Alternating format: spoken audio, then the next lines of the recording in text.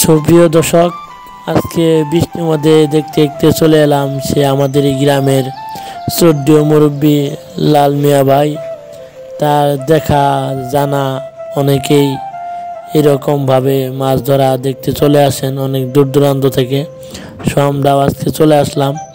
সত্যি তার প্রতিভা অনেক মর্মনাদায়ক, অনেক ভালো লাগছে। সবাই দেখতে থাকেন।